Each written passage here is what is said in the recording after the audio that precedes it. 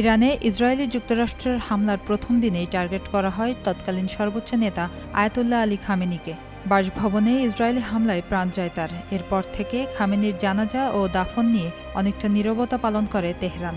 অবশেষে নীরবতা ভেঙে আয়াতুল্লাহ আলী খামেনির জানাজা ও দাফনের তারিখ ঘোষণা করল দেশটি।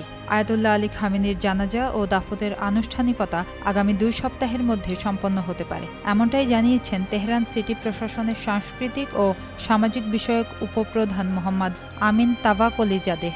মঙ্গলবার তিনি জানান, জিলহজ মাসের শেষ ভাগ এবং মহররম মাসের শুরুতে জানাজা ও দাফনের আনুষ্ঠানিকতা অনুষ্ঠিত হওয়ার সম্ভাবনা রয়েছে। দাফন সংক্রান্ত সার্বিক কার্যক্রম তার তত্ত্বাবধানেই পরিচালিত হচ্ছে। এদিকে এ উপলক্ষে 3 দিনব্যাপী শোক মিছিল আয়োজনের পরিকল্পনা নেওয়া হয়েছে। বিদায় অনুষ্ঠান শেষে রাজধানী তেহরানে জানাজা ও দাফনের আনুষ্ঠানিকতা শুরু হবে, যা অন্তত 1 দিনব্যাপী চলতে পারে। অনুষ্ঠানে রাজধানীতে 1.5 থেকে 2 কোটির বেশি মানুষের সমাগম হতে পারে বলেও ধারণা করা হচ্ছে।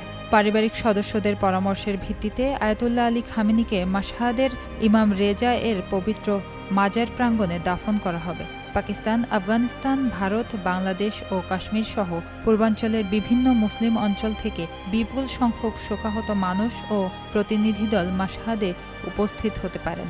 এর আগে ইসলামী প্রচার সমন্বয় পরিষদের প্রধান মোহসেন মাহমুদ বলেছিলেন, খামেনির জানাজা এমন একটি ঐতিহাসিক আয়োজন হতে যাচ্ছে যা ইরান ও মুসলিম বিশ্বের ইতিহাসে বিশেষভাবে স্মরণীয় হয়ে থাকবে।